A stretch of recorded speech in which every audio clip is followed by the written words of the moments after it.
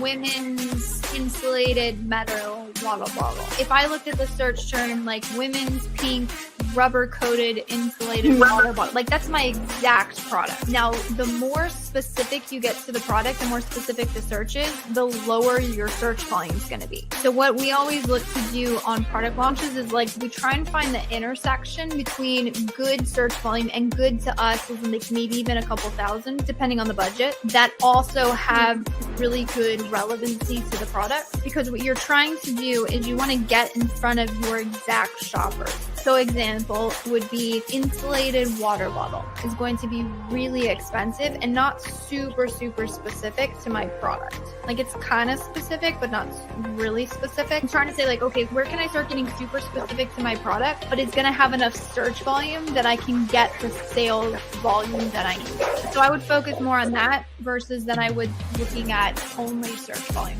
A bit of a technical answer here is we don't quote move them, meaning we're not going to pause the existing keywords. We're simply going to launch them in another match type. Again, make sure to keep the bids lower. Amazon actually, if you read their recommendations, they recommend keeping bids lower on broad and phrase match, even lower than the exact match. When we would launch those is honestly really dependent on performance of the account and availability of the budget. So if you launch a keyword in exact phrase and broad, so you have 50 keywords, right? And you launch them in exact phrase and broad, you technically have, 150 keywords that you've launched. And the potential of broad and phrase to spend could be quite high. So again, you just want to make sure it makes sense. It seems super simplistic, but if you are in a phase where you're struggling to control total ACoS and ACoS, to fix those two numbers, it really means that you have to lower down your ad spend with ideally little to no impact of the total sales or the ad sales in the case of ACoS. If you introduce a whole, again, those 50 keywords in exact phrase and broad, and those you probably need to test and optimize the bids, etc., you're introducing a lot of additional ad spend into the account. So you do want to be aware of that and be careful with that. So that's kind of a benchmark that we use. But overall, I would say, I don't know if I would have like a certain time frame or a frame which I would hold back on. It really is dependent on the performance of the account. Another good question, which best bid strategy for phrase and exacts when you move? So again, we don't really move them. We would simply launch them in addition. We like to separate them by campaign as well. I think it gives us a little bit more control over, say, budgets for things. Now, as far as the bidding strategy, we're a super huge fan of using mainly dynamic down only. If it is a keyword that we want to ensure that we get impressions for, so for our launch keywords, for our main keywords, for anything we're trying to be aggressive with, we prefer a fixed bidding strategy. It's still going to be the same. It's still going to be pick highly relevant keywords. One other tip is pick keywords that fit within the budget of the account that you're launching. So for instance, if I have a couple $100 a day budget versus $50 a day budget, those launches are actually going to look a little bit different because I can't afford that many clicks on a $50 a day budget. Or if I had, a couple $100 or $1,000, I have a lot more room for clicks. So actually, you want budgets to play into your launch strategy. The other thing that you want to keep in mind, do not expect profitability on launch. This is a huge one. There's a lot of people that try and pull back and knee-jerk for profitability right out of the gate. That is not going to happen. The reason why it's not going to happen, and I'll tell you the numbers behind the numbers, is that ACoS is just going to be high on your product launches, and that is a function of two things. One, the aggressive cost per click you have to set to be able to get visibility in the beginning, and two, how low your product conversion rate is going to be, especially if you're launching without reviews. Those two things, once you start to be able to bring your cost per clicks down because you gain momentum or you're optimizing your bids, and then two, once your product conversion rate starts to increase because you're getting those reviews, maybe you're optimizing your listing a little bit more because you've learned more about your target market, that is going to help bring down your target ACoS. So those things, again, conversion rates is going to be low, high cost per clicks. That's actually like the nuts and bolts of why your ads are not profitable, and it's almost unreasonable to expect profitability in the beginning. And that's actually why, if you've ever had a product where you're like, no matter what I do, I cannot seem to bring the ACoS down, I'm struggling here, it's a function of that your conversion rate is remaining low and it's not improving, and your cost per clicks are remaining high and you're not able to improve them due to the market or something else. So again, I would still say pick highly relevant keywords, Also, make sure that whatever keywords that you have fits within your budget. Launch them. Aggressive, sponsored product, exact match, potentially sponsored brand video, exact match if you have the creative. Double down on that for a couple weeks and then start expanding. Hello, and welcome back to another Ask Junglr segment. So this is the part of the week where I show up every single Thursday, basically rain or shine without fail, to answer your Amazon advertising questions. If this is your first time stumbling across this segment, hello, my name is Elizabeth Greene. I'm one of the co-founders of an Amazon ad agency, which is why we're talking about Amazon advertising today.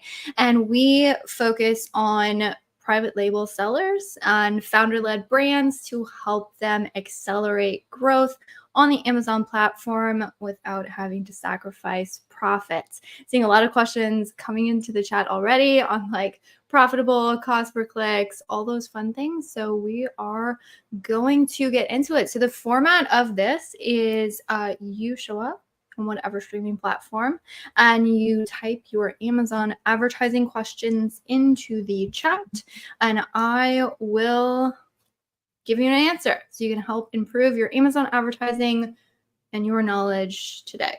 Awesome. Also, if you're unaware, we do have a newsletter that you can subscribe to. And with that, we kind of like pre-publish links where you can actually go ahead and pre-ask your questions. So I had a couple of those questions come in this week. And so what I'm going to be doing is I'm going to prioritize any questions that have been asked ahead of time. With that, it is the StreamYard form to be able to sign up for this. And so we can just make sure that, again, people get their answers, but we will make sure to grab all of the answers to the best of my abilities today. Awesome. Cool. First question that came in is why in the world do you use VCPM campaigns? What is the benefit to these? Good question. So I'm going to give you a backstory on this. We're going to go the problems and why this question was even asked. And then I'm going to go through actually the reason why you should be running VCPM campaigns, and also a very, very specific way in which you want to optimize these. Okay. So VCPM campaigns, what is it? It is it's not a pay-per-click model. So you know how typically on Amazon, you set up your bids. Got a lot of questions on bids and cost per clicks coming in the chat. We'll get to those. And whatever someone clicks on your ad, that is how much you pay. That is not how this ad type works. How this ad type works is you would put in, again, it's still sort of a bid, but you say, hey, I'm willing to pay this much per 1,000 impressions. You're paying per impressions. What's the problem with that? So the benefit to that is you typically get more impressions with this ad type. The thing and the reason why everyone was like, I don't think these things work. Is there value to running these? Is that also the sales for this ad type are a impression attribution, or view attribution is the correct terminology. What does that mean? That means if somebody sees your ad and then goes on to purchase the ad, that purchase is going to be attributed to them seeing that ad. And as we all know, as we shop around, just because something loads up on the page and you can see a portion of it does not necessarily mean that they actually like fully saw and glanced at the ad, right? So it's basically, does that ad load on the screen somewhere, and is that ad technically visible for a specific amount of time? I want to say it's like a second, too. And so because those sales, again, are attributed to people just viewing the ads, there's a lot of people who are saying like, hey, it's just like showing my organic sales. It's attributing all these organic orders that I would have gotten anyways, regardless if I ran this ad type.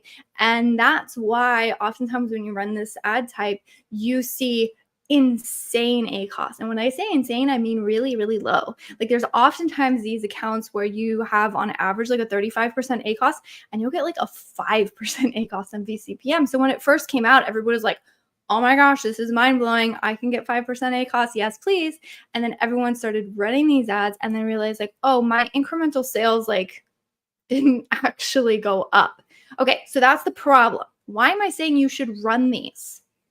The only reason I'm saying you should actually, and it's beneficial to run these, is the fact that you can actually adjust your ads based on a per click model instead of the view attribution model. What do I mean by that? So there are 2 reports that you can download. One of them is not going to be all that great for optimizing. The other one is going to be very beneficial for optimizing, where you can actually see what were the click attributed purchases. So even though you're paying on a view model and inside the ad console, it's going to report on a view model, you can actually pull some reports that say, okay, how many of these views are actually leading to clicks, and then how many of those clicks are actually leading to purchases. You can pull that. How you'd pull this is, I believe it's a sponsor display campaign report, shows you the click attribution sales, but actually, and this is the one that you want to pull if you want to fully optimize these types of ads, is you want to pull a bulk file. I talk about bulk files a lot. If you want to know about adjusting ads in bulk files, I'm your girl. We have a lot of content on our YouTube channel about this. But essentially, what I discovered is that inside of bulk files, the sales that are reported there are actually click attributed sales, not view attributed sales. This means when you're going through, bulk files are a great way to optimize bids. If you're going through and you're optimizing your bids on your VCPM campaigns using bulk files, you actually be optimizing only based on the orders that happen when somebody actually clicked through and purchased the ads. So you can get the benefits of VCPM and all of those impressions that it drives while optimizing it for more of a profitable, conscious method, which would be, again, the orders that you can be definitively certain and came specifically through people clicking on your ads. It's a very long answer, but hopefully you guys got a really good idea of what VCPM campaigns are and how to best use them and also optimize them. Because really, it's not a problem about using them. It's a problem about you want to make sure you're optimizing them correctly and not getting fooled with those insane good ACoS numbers inside of Ad Console. All right. Seeing lots of things go through the chat. I'm definitely going to get through those. But again, if you just showed up, by the way, you can pre-ask questions. So what we do is in our newsletters, and also we send out a way where you can get access to these lives and pre-ask your questions using a form. So what I'm going to be doing going forward is prioritizing the questions we get in those forms. But seeing lots of great questions in the chat, we definitely have time to get to those. Cool. This is a great question. This is one that I was like, oh, I love this question, and I'm going to have a different way that I'm going to go about answering this question. So this was the question. You are given incremental budgets to drive sales. You can only choose one ad lever to drive the most ROAS. Based on your experience and your opinion, what are you picking? I don't. So here's what I will say off the top of my head. If you had to say like, hey, you have to pick one thing in the account, what are you going to leverage? I don't know, but I'm going to show you how to find it. Okay. The question is not what exactly I need to do. It's where can I put these additional ad dollars that are going to lead to the most growth? That's the question we're asking. And so to answer that question, you need to do 2 analysis steps, and then that will lead you to your 3 analysis steps, and that's going to lead you to your correct answer. The first analysis step that you need to figure out is which product should I focus on? The question is not which advertising thing should I focus on, because that is actually where a lot of people get really, really screwed up, is they will go into the ad console and they'll say, oh, I need more sponsored brand ads. And so they'll just say, oh, I need sponsored brand ads. They'll go find their best products and they'll throw them in a sponsored brand ad. If you're looking at your advertising and you're only trying to grow your advertising, that's not a bad thing to focus on. But here's the kicker is we're not trying to grow our advertising. We're trying to grow our account. We're trying to grow our sales. I could care less if I have additional ad sales. Not saying that's a bad thing, but if those additional ad sales don't lead to total growth of the product, why are we doing that anyways? Unless they're profitable, that's a whole different thing. So my question is, which product, given this additional ad spend, am I going to get the most bang for my buck? Here's how you do this. You want to aggregate your ad data and your total account data. So this is typically a business report, and then typically your advertised product reports. There's an issue aggregating sponsored brands here, but that's an Amazon issue. It's not necessarily something that, again, is a problem. It's annoying. Basically, you can't get sponsored brand ad spend on a per product level. We can get sponsored products and sponsored display ads. So I would just say at the very least, just go with that. All right. Good to combine these two data sets. What you're trying to figure out is which, what is the total performance? Performance being total sales, your unit session percentage, your sessions, all of the above. And then what is the ad performance on a per listing level or a per parent ASIN level? And then I want you to calculate two additional things. You want to calculate the percentage. So what percentage of total per parent ASIN is this total sales? And what percentage of total is the ad spend? And here's how you're going to look at this. You're going to say, okay, this product is driving 45% of my total sales, but I'm only investing about 12% of my total ad spend. Maybe that's a good product to grow. And so you're going to look at that dynamic and you're going to say, where am I over investing? Where am I under investing? Under investing is the key here because we want to know where to put these ad dollars wisely. And then you're going to do a second analysis step on the same data set. And you're going to say, okay, this is where I've identified potential to go harder, pull back. And then you're going to say, what is the ad performance of this product? My ad performance is going to be things like ACoS, total ACoS. I like to calculate your ad sale percentage, which is your ad sales divided by your total sales. This is going to give you what percentage of my total sales is coming from advertising. If your ad sale percentage is greater than 60%, typically this means that you're struggling with your organic ranking on the platform, and that may be something to look into. So I want to say, okay, where's the ad performance? So this gives me which products to focus on. So this is step one in our 3 steps. Step 2, what I want to figure out is what is my advertising for this product? So I have my focus products. I know where I want to put my ad budget. Now I want to go and I need to analyze my ad set. So instead of, again, we're not going in and saying, I need more sponsored brand ads. We're saying, I need to push these products. What does the landscape look like as far as my advertising? What you might find is, oh, I only have one auto campaign running for this. Maybe that's somewhere to expand. Oh, I don't really have any rank focused campaigns for this particular product. That might be somewhere to focus, right? So we're queuing the ad set and then we're trying to figure out, okay, what's the lay of the land? What is my ad structure on a per product level? Depending on how well structured your ad account is, that could be easier and or harder, but that is the second step. And what is the third step? When you're trying to deploy ad spend wisely, again, we're looking at a per product level, but my next question, this is the final question, this will lead you to the correct answer, is where can I be most certain that I will get a return for these additional ad dollars? And pro tip here, it's typically not going out and doing whole new keyword research. When you can be most certain that you are going to receive a good return on investment for your ad dollars is where you have the most data to tell you that this target, this ad type, this search term, this product page works well for this particular product. And that is where you want to put your ad dollars. So often what I see sellers do is they'll jump in and they'll say, I need to grow this product. And they'll think, okay, I need to do this whole long-term analysis and things that are completely outside of all of the data that I already have.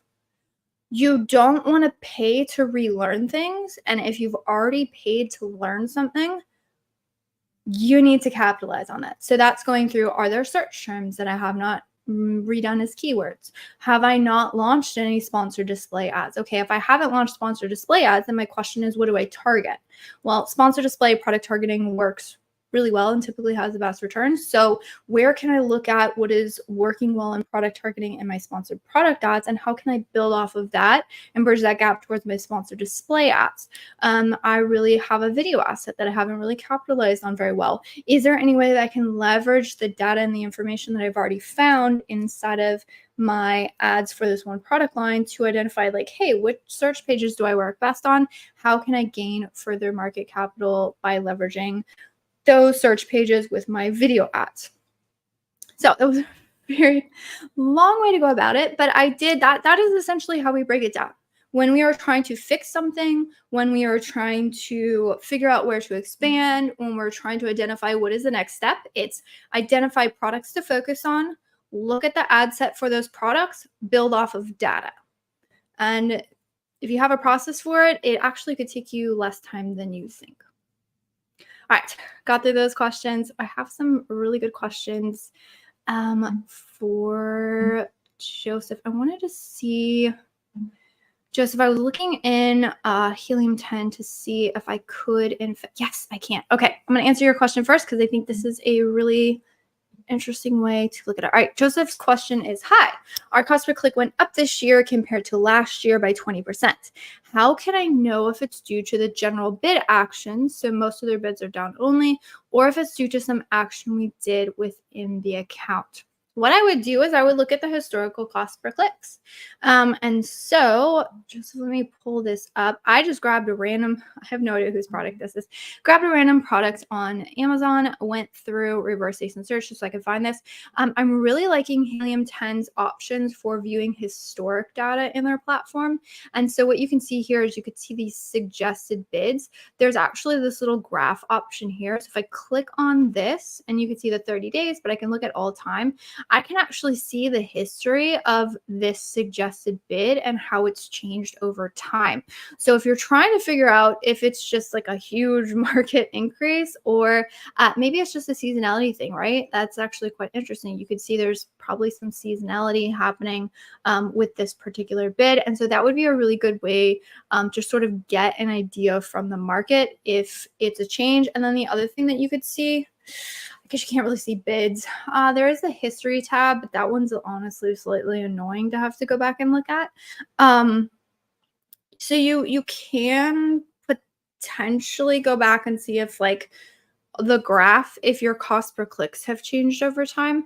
But really, if you're trying to identify a market change, honestly, 8 times out of 10, it is a market change. You can go through and I would look at Helium-10 data if you have access to it. Joseph, always in with some awesome questions. What would be your general advice for a brand with a few thousand SKUs that handles PPC in-house? We need a balance of automation and manual approach to bid optimization. Great question. I would say if you want an automated and a manual bid optimization, your best bet is going to be tools that allow you to set very incremental rules. And now my advice here is going to be what specifically are you looking for? So one tool that I know a lot of people talk about, we don't use it currently, but I know it is a really great option, is something called Scale Insights. And I also know somebody whose entire business model is helping people get rules set up on automation platforms that are really complicated, like Scale Insights. So if you want that intro, let me know. There's other ones. So I know IntentWise has a really robust track here. They also often offer like AI automations, and IntentWise's whole business model is really heavy on the data analytics and heavy on like allowing you to kind of have a sandbox and play with it, which can be really great, but also can be very complicated, and it also can be very costly. So depending on what the brand needs, if you think in the future they may lean really heavy on things like Marketing Cloud, DSP, analytics, that's a really great option because that will allow you to scale with it depending on what it is that you want. If you're looking for a very cost-effective option, again, the problem with being able to set incremental rules, and also the benefit to it, is you can do pretty much anything you want to. The problem is you can do pretty much anything you want to, which can seem very, very daunting at times. And so again, another one that's really great is called PPC Profit. That's probably the most cost-effective solution for you out there. Again, it allows you to set up incremental rules. That's actually one that we're starting to work with a little bit, and we are liking it. But again, you have to, the other problem with setting up incremental rules is that if you don't fully look at where that decision tree takes you, it is possible for you to set up a rule that has unintended consequences. So that is something to keep in mind. If you are looking for a balance of automation, honestly, another option for you, which is the way more cost-effective option, but again, is typically most cost-effective options are really complicated to set up. So it depends on what you want to go down the road with.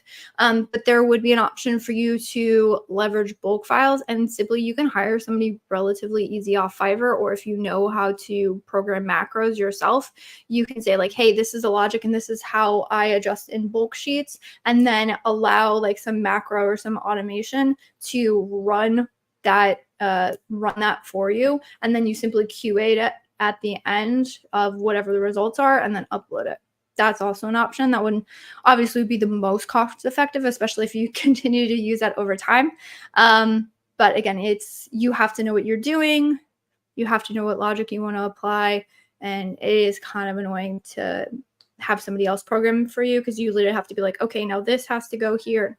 It's a tedious task, but actually it's one that we used in the very beginning of our agency. We since moved on to other things, but that was helpful. Jeremy is saying we'll be jumping in more often. Thank you for doing this. Thank you so much for showing up, Jeremy. Honestly, without people showing up asking questions, we'd legit not have a show. So I always appreciate people showing up here, asking questions, oftentimes really hard ones, but my goal is to give you guys leverage to be able to improve your Amazon advertising to help you scale, ideally without sacrificing profits. Well, hey, Elizabeth, my client wants 100% year-over-year growth, but his tacos target is 10%. If I turn on research campaigns for growth, tacos can't be maintained. Not sure how to grow while maintaining tacos. Probably answer is you can't. Which is not a great answer. So here is what I am a fan of doing in these occasions, is to do the math. Do the math. Do the math in what his conversion rate is. And then how many sessions, given the conversion rate, so it takes you X amount of sessions to create an order. When you want 100% year-over-year growth, it means we got to, like, again, we're looking to double here. And so how much traffic would I need to drive to achieve that number? You can forecast that out. That's what I would do. So I would forecast the number, and then I would say, okay, so we have to drive and then do the difference, right? We're at here, and then we need to go here, which is typically, if you want 100%, that's like, we have to double sessions, okay? And then my question is, all right, so if you want a 10% total A costs, what is the budget for that? So what you want to do is look at whatever the current total sales are, and then 10% off that, that's your budget, right? Then look at your current ad spend. Again, you want to look apples to apples. So you're probably doing like last 30 days or something here. You can do year to date, whatever makes sense for you. You're going to take your ad budget, and then you're going to take what you're currently spending, and then you're going to do the math on that. What is the difference? My guess is the budget is probably smaller than what you're currently running. So then your question is, okay, hey, I did the math. You're asking me to double and lower spend at the same time, like drive more traffic in it. So like whenever faced with those things, I'm always like, hey, what does the math look like? And how ridiculous is the difference between what my mathematical equation tells me that I have to achieve and where I am now? And when there's a huge delta between the two, it gives you, again, this is how my brain works, but I'm like, it gives you a really black and white way to say, this is a very difficult challenge because oftentimes like clients are not trying to be malicious. They're like, hey, this is my goal and like this is how much budget you have. I need you guys to figure this out. I'm not the ad expert, you are, right? And so it's our job as the ad experts to really QA that and to identify you know, what is possible, what is the market telling us, and where do we feel like we should go from here. Yeah, so only budget is only around 3.5K. He says he will increase it if the taco stays at 10%. Okay, so I mean, like if you could grow, maybe you can grow that. It's hard. It's not easy. I would be very upfront that it's not easy. The other way that you can do this is that, I don't know if you were here in the beginning when I was talking about that whole analysis on a per product level, depending on the size of the catalog, you could go through and say, okay, which products are we focusing on to do this? And then which products are running at or underneath at 10%? And where do I feel like I could put more oomph behind these to help grow the overall account? Depends on the size of the catalog. To be honest, that sort of analysis is actually a little bit easier given a larger catalog because you have more options. If there's only one product, that means you only have one thing to focus on, which is, you know, can be easy in terms of what you have to keep in mind, but it can be more difficult because you have less options to kind of pivot towards. Another question, what would you do? Sponsored product and sponsored brand ads are not performing considering competitor on our top of search or branded terms on sponsored brands placement. If your goal is profitability and your goal is growth, you could probably completely ignore sponsored brand ads. I neglect to say there's no worth to sponsored brand ads because there definitely is. If you can run them correctly and if you have really good creatives and you're running them right, they could be a huge asset. But it is not an ad type that I would say, oh, we have to run it if it's not working.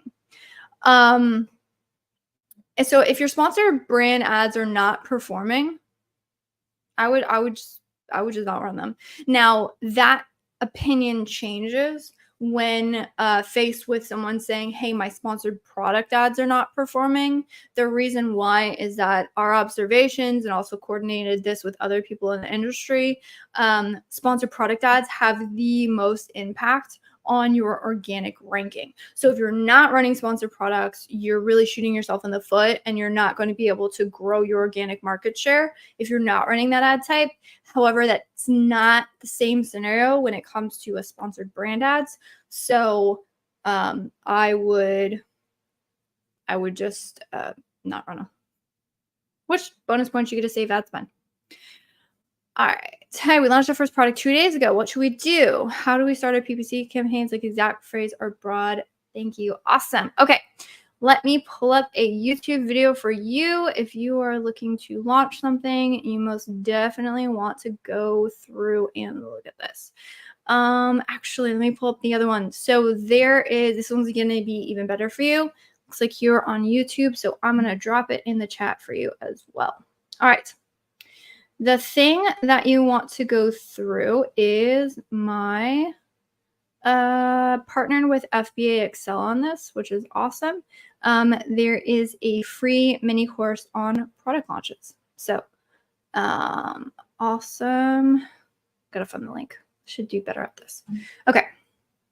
All you need is to put in an email. It is completely free. So I would go here.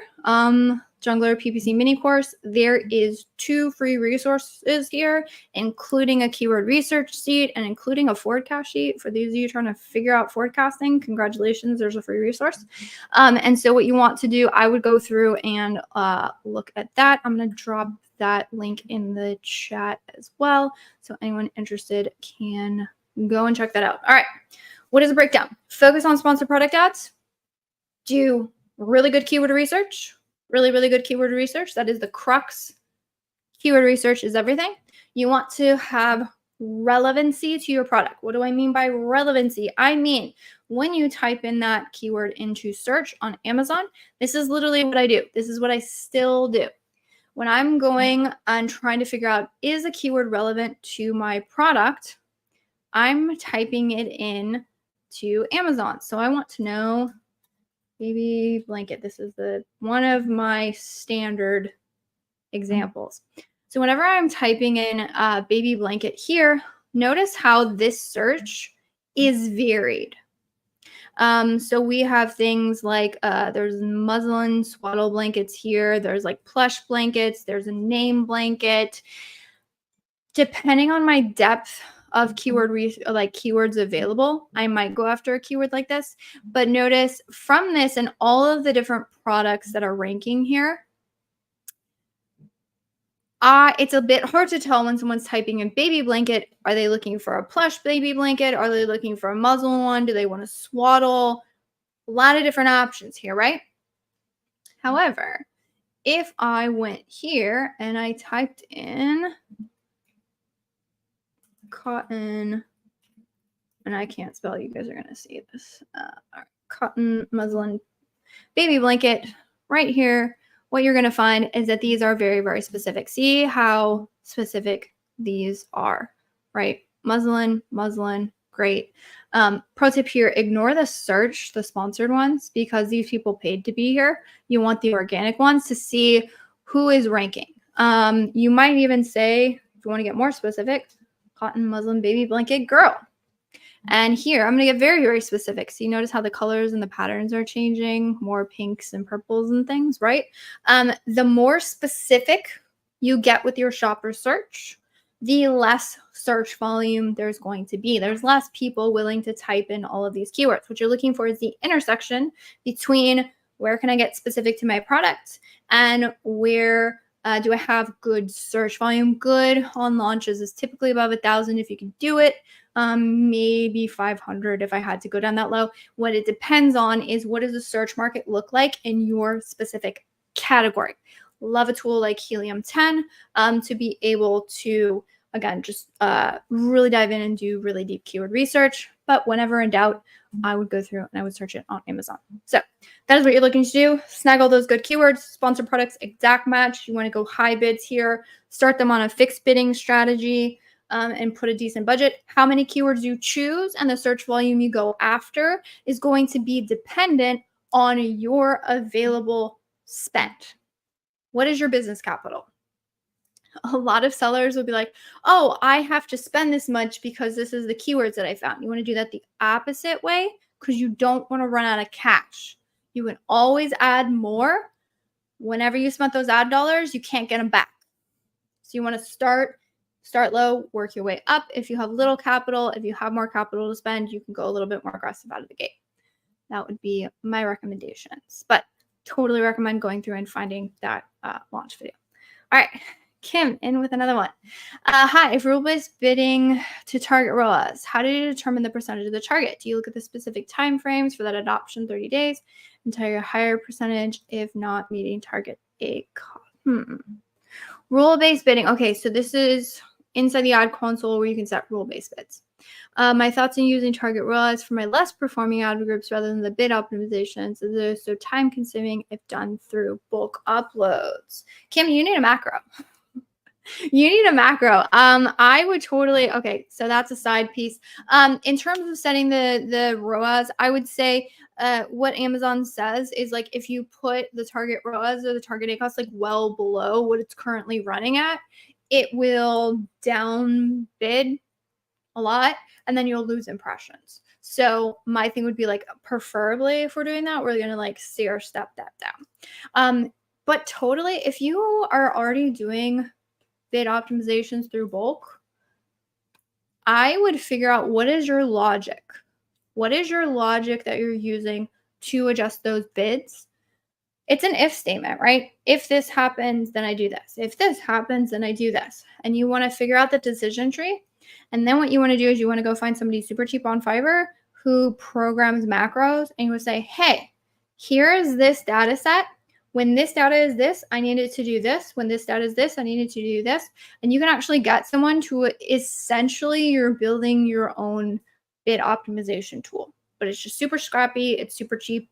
It is time consuming. But I would say if you're drowning and you're not optimizing bids because it's time consuming, but you're already using bulk files, go figure out the macro. It'll be easy. All right. Joseph says, on the interview with Stephen Knock, you said if given only one lever, you would choose smart bidding adjustments versus adding new campaigns. Can you elaborate this bid based on that? Yes. Bid adjustments are your biggest lever for adjusting keyword level performance. Budgets is a close second because spend control. Good ad management is about good spend control. So if I'm trying to control spend and bids are one of my highest lever actions that I can do to control spend, budgets being a close, depending on what you're going to do, it's like bids and budgets. Then I want to dig into that. Now, so here's the thing. Whenever I'm expanding, increasing bids to get more traction and adding new campaigns, both of those actions are to expand and get more, i.e. get more sales. One of those, I have a database decision, and the other one I have to run through a test sequence. So whenever we can base decisions on data that we already have, those decisions are going to be more certain that they work versus doing whole new campaign launches. Now, am I saying it's like not going to really work if you launch new campaigns? No, like we should be launching new campaigns, but you want to be aware that anytime you launch new campaigns, you are introducing a lot more ad spend into the account. Depending on how high the ACoS currently is or the total ACoS of that account, that might not be the right call. Depends. So if I say have a keyword that is, I'm already doing really good orders on it, it has really good ACoS, I know I get really good sales velocity through it, and I can say just increase my bid to get more, why I would test that versus going out, doing whole new keyword research, launching new campaigns, because I'm not 100% certain yet as to how that test is going to perform. Now, the amount of more I can get is like in some ways exponential because I have a whole bunch of new keyword targets, right? Versus just like getting a little bit more on the search page. There is that dynamic to it. But I would say bids versus adding new campaigns is this whole scenario of, hey, I can get more based on data. So I have more certainty of decisions is what I would say.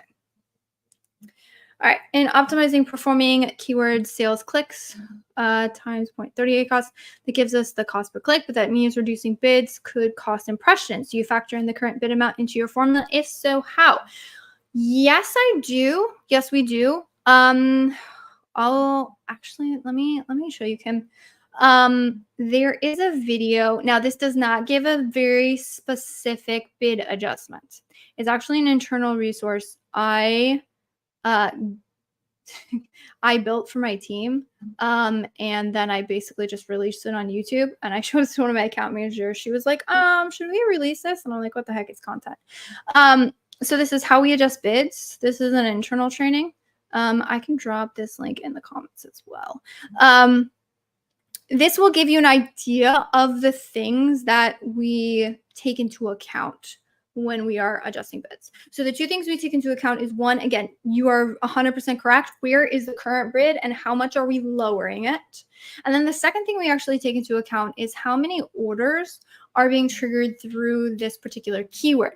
Because what we've observed is that if something is adding significantly to the order velocity of a particular product, and you significantly drop bids and that decreases impressions significantly, you will have a greater impact of that sort of like negative or the decrease in impressions when that keyword had a really high impact on the orders. So what we do is we say, okay, so it's a logic tree, right? I was saying the if statement. Very simple, right? If this keyword is above X threshold, do not drop bids below X percent. And our X percent, we don't do it relative to the bid. We actually do it relative to the cost per click in most of our formulas. So there's two ways to do it. How is the cost per click? What is the difference between my bid and cost per click? The one thing that you will have, which makes that adjustment way more complicated, is the fact that if you're using placement percentages or dynamic up and down bidding, your bids will oftentimes be lower than the cost per click. So if you're going off of cost per click, then you're simply decreasing or you're increasing your bids would be like the result of that. So how we would do that is we would say, okay, is the bid is the bid greater or lower than the cost per click? And that would be in your decision tree.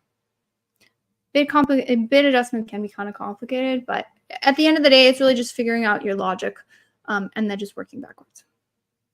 All right, cool. You've seen the mini course, Excitement for Beginners, following all your strategies. Thank you so much. Of course, it is my pleasure. I really appreciate you showing up. Awesome. And you said you also enrolled your products in the Vine program, which is the smart thing to do. So definitely recommend doing that. All right. Say hello, Elizabeth. Hello. Welcome. Which strategies can we use to increase new to brand customers? Most of our sales come from branded keywords. Yeah. So what you want to do is you want to figure out, where do I convert? Again, we're trying to go off data. So where do I convert well on keywords that are not my branded terms? Actually, a great way to figure this out is going to be in the search query performance reports. So what you want to do, if you're brand registered, which you're saying new to brand, so I'm assuming you're doing that, you want to go through your search query performance reports, look at those products, and you want to say, okay, what keywords do I have a higher conversion rate and a higher click-through rate than my competitors? If you don't, that might be why you are struggling to get orders outside of your branded, and then maybe I would look into things like listing optimizations, etc. But how you would go about doing this is you would download that report, and then you're going to have to calculate these two things. They're not calculated in there, but you could totally calculate them. You're going to take to figure out what is the average conversion rate, again, on an individual shopper search query. You're going to take the conversion rate is your orders divided by clicks. So you're going to take the total orders, you're going to divide it by the total clicks, and that's going to give you the average conversion rate. Then what you're going to do is you should see your branded clicks, and your for your specific product, you're going to say, okay, how much are my orders and my clicks? And then you simply look at the difference between the two and say, where do I have a higher than the average conversion rate? If you have a higher than the average conversion rate, congratulations. Those are keywords you convert very, very well on. Again, we're basing this off of data, and then you can go about it that way. The other thing that you can do, it sounds like you're already running some advertising, would be to go through your current search term reports. Again, common theme, building off of data, but it's what I know works well if you're trying to get an ROI. I would go through and look at my search term reports and say, is there anything that is not a branded term that I am converting on that does work well for me? If you can find out that, then I would just double, triple, quadruple down on that. So how you would do that is like, oh, it is, this specific search page. Okay, so what products show up on that search page? Can I product target those people? Are there any sort of related product, related keywords to this one? Is there a specific root word that I convert very well on? Just go through and look at those, that type of thing is what I would go through. So if you have any follow-up questions, let me know. But that's how I would go through and do that. Awesome. So looks like we are still have a couple more minutes. Although speed ran all of those questions in the chat. So I super, super appreciate everyone joining and asking your questions. Again, I'll wait around for another couple minutes. Good question from Kim. All right, here we go. So what about rule-based bidding? Do you think bid optimization is better? Currently use macros. Thanks for recommending SPXL. You are the best. Yes. So yeah, I like bid optimizations better than I like Amazon's internal thing. Like, we tested it, and there's a lot of things that Amazon releases where in theory, like, they make so much sense. And then when you go to test it, you're like, doesn't work as well. Example, it would be dynamic up and down bidding, right? So if you go and read the documentation for that, it says like, hey, if our algorithm, which is looking at things like consumer behavior, shopper behavior, like for an individual specific shopper search, if we determine that you are more likely to convert to a sale, we'll increase your bids for you so you can get in front of that shopper. Fantastic, right? In theory, why would I not have all of my bidding strategies be dynamic up and down? Sounds fabulous. But if you run that bidding strategy for any length of time, you've realized that in practice, the results just aren't there, unfortunately. Results being ACoS, and maybe you'll get more orders, but oftentimes they come at an increase in cost. So I would recommend just leaning in on bids if you can. All right, Jamie has a question you might have went through, but regarding the podcast with Stephen Knock, what are you taking away from that? Honestly, okay, follow-up question. Are you going to continue your current method, assuming inch up, down, or something similar, or walking up and down the ACoS goal using an RPC model? We're going to continue as is because we're getting results. Our current bid optimizations are built in-house on an algorithm that I wrote. And how I went about writing it took me, I think, 4 years to perfect it, so it's not quick, is to go through all of the bidding strategies out there. So there's the incremental approach, go up or down by X amount. There is a the revenue per click model. There's, sort of incremental. There's tons of ways out there to do it, right? And I basically went through and QA'd and said, where do I feel that, what are the pros to this bidding strategy? When does it work well? And what are the cons to this bidding strategy? When does it fail? Or when does it, I wouldn't say fail, but when does it not get me the results that I want it to? When does it not do the thing that I, as an ad manager, if doing it manually, would not have made that decision? And then I basically took a look at all of that and I said, in which scenarios does this particular bidding strategy work best? And then how do I apply it? What do I want to happen?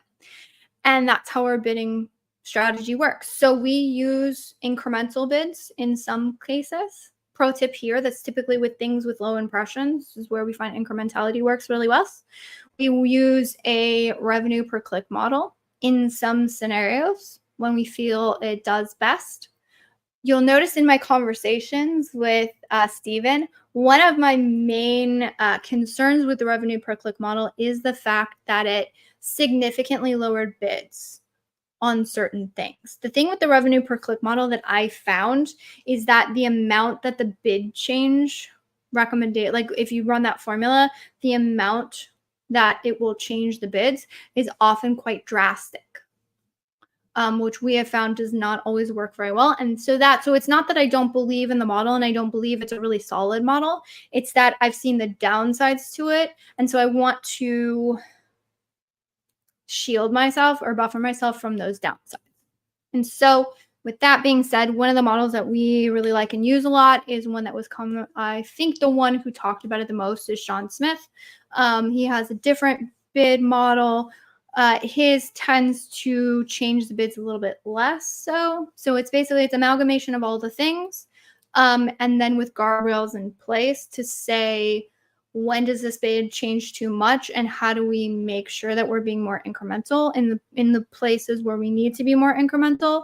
And how do we adjust quicker on the times that we need to adjust quicker? So. Yeah, touche. Jeremy, I don't know if that really answers your question.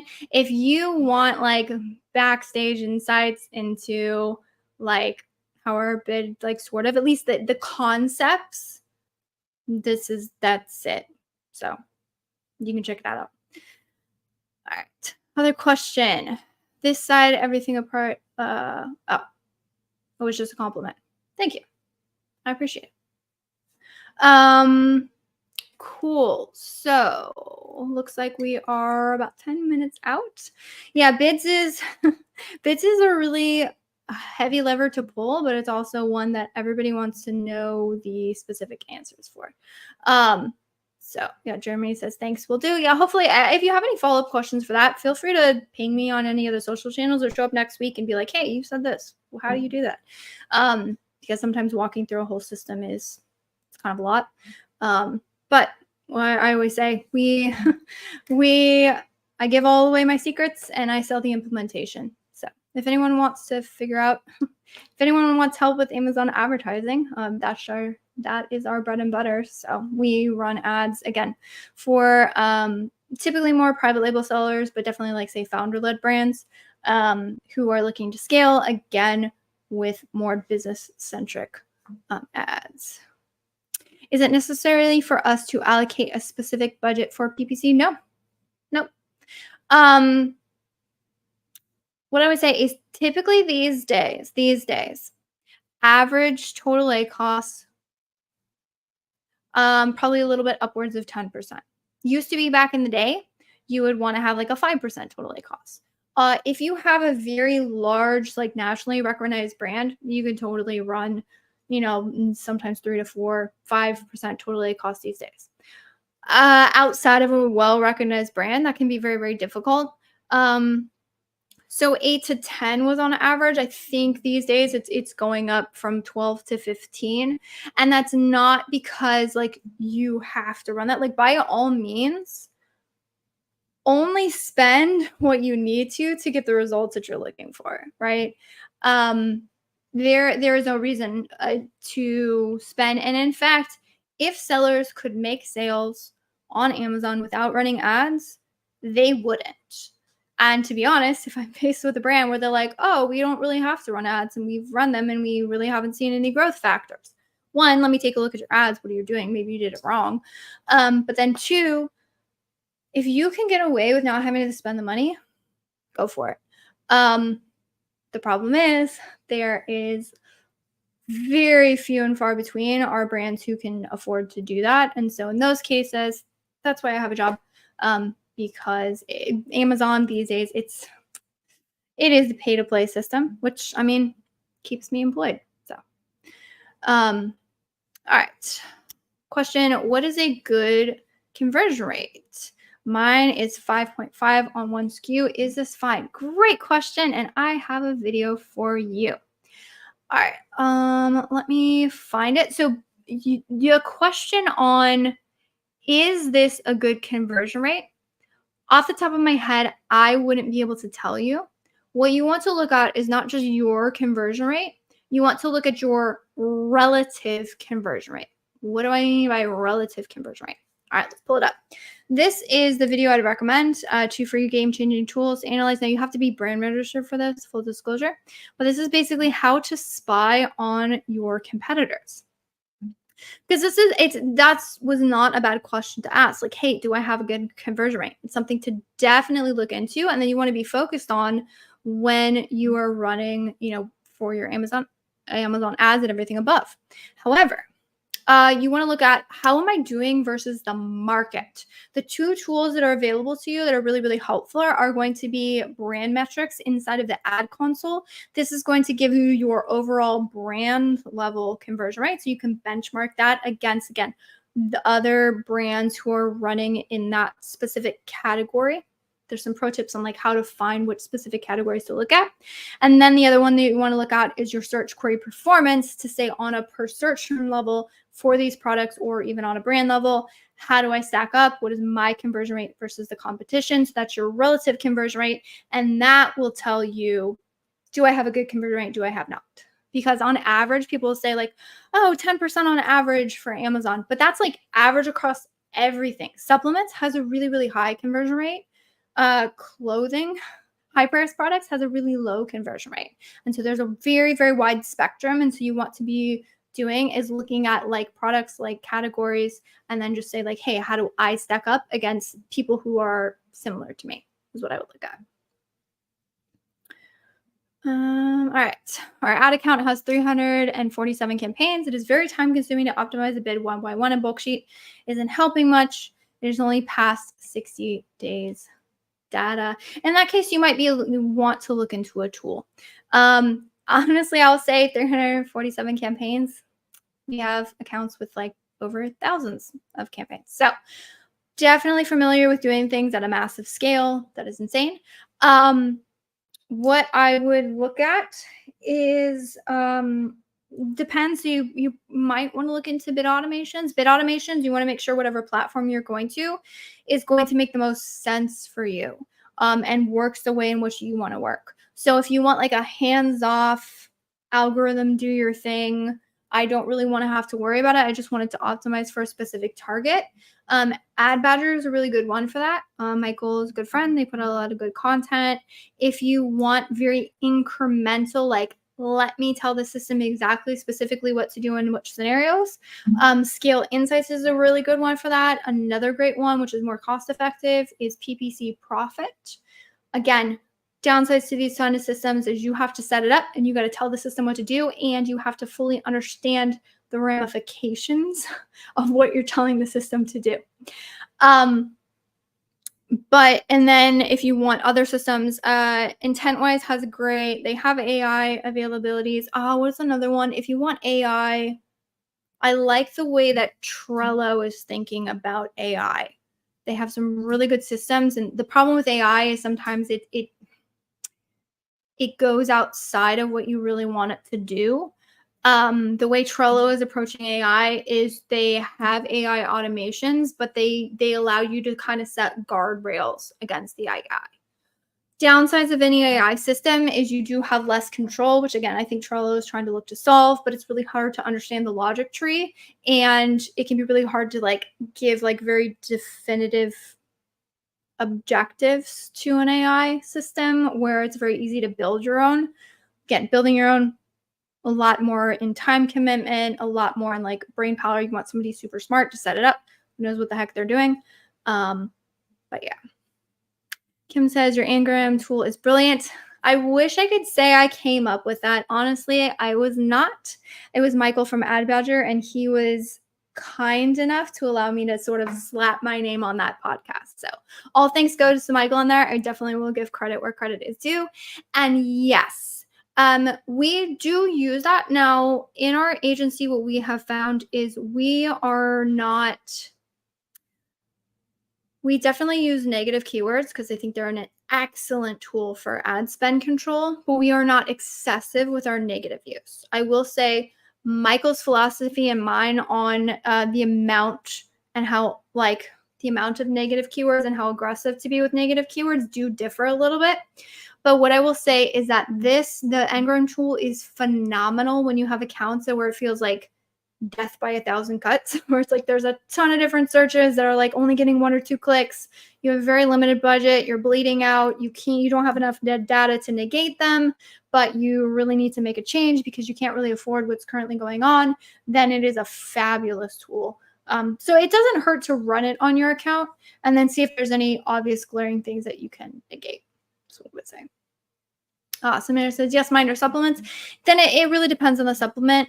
My guess would be that that's a low conversion rate, given my knowledge that we have quite a few supplement brands. But I would definitely, again, I'm going to say, hey, I think that's low. You definitely want to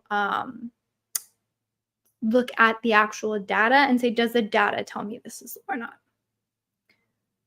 All right. We have a few affiliate marketers with us. Can affiliate significantly improve our rankings?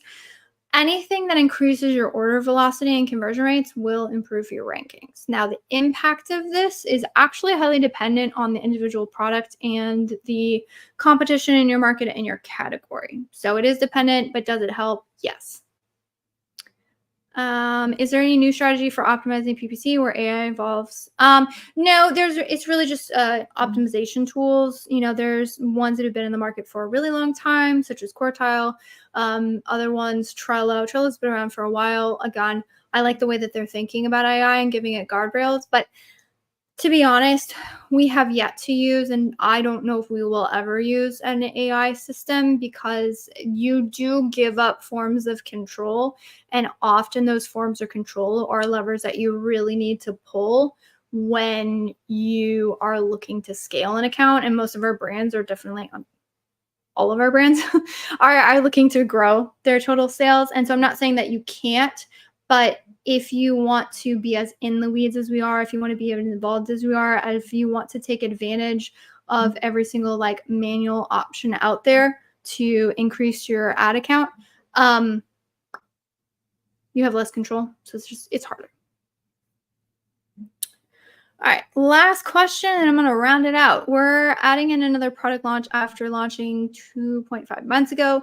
The new is a little cheaper version. How do we not cannibalize spend? What is a good strategy?